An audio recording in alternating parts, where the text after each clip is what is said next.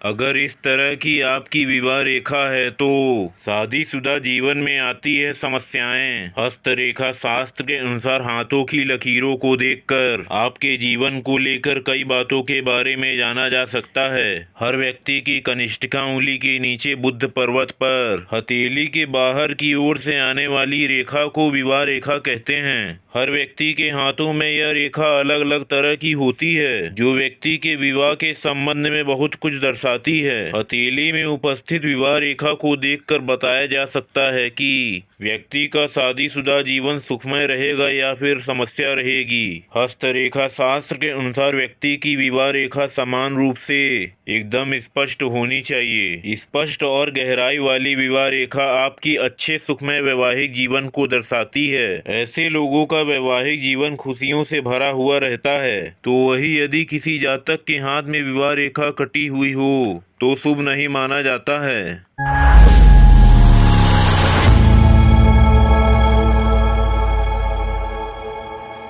अगर दोस्तों आपने हमारे चैनल को सब्सक्राइब नहीं किया है तो प्लीज सब्सक्राइब करें। चलिए दोस्तों स्टार्ट करते हैं। कटी हुई विवाह रेखा से दाम्पत्य जीवन में आती है समस्याएं। यदि किसी के हाथ में विवाह रेखा पर कोई चिन्ह बनता है तो उसका अर्थ पूरी तरह बदल जाता है। यदि किसी महिला की विवाह रेखा के प्रारंभ में कोई दीप या कोई चिन्ह बना हुआ होता है तो ऐसे में विवाह में धोखा मिलने की आशंका रहती है। ऐसे लोग अपने जीवन साथी की सेहत और व्यवहार को लेकर भी परेशान रहते हैं। यदि किसी के हाथ में विवाह रेखा हृदय रेखा को काटते हुए नीचे की तरफ रहती है तो यह विवाह रेखा के लिए किसी खतरे का अंदेशा माना जाता है। यदि किसी के हाथ में विवाह रेखा को बुद्ध पर्वत से निकली हुई कोई अन्य रेखा काटते हुए जाए तो वह विवाह में समस्याओं को दर्शाती है। यदि किसी के हाथ में एक से अधिक छोटी छोटी विवाह रेखाएं बनी होती है तो ऐसी रेखाएं उसके प्रेम संबंधों को दर्शाती है। हस्तरेखा शास्त्र कहता है कि यदि किसी व्यक्ति के हाथ में विवाह रेखा सूर्य रेखा तक होती है तो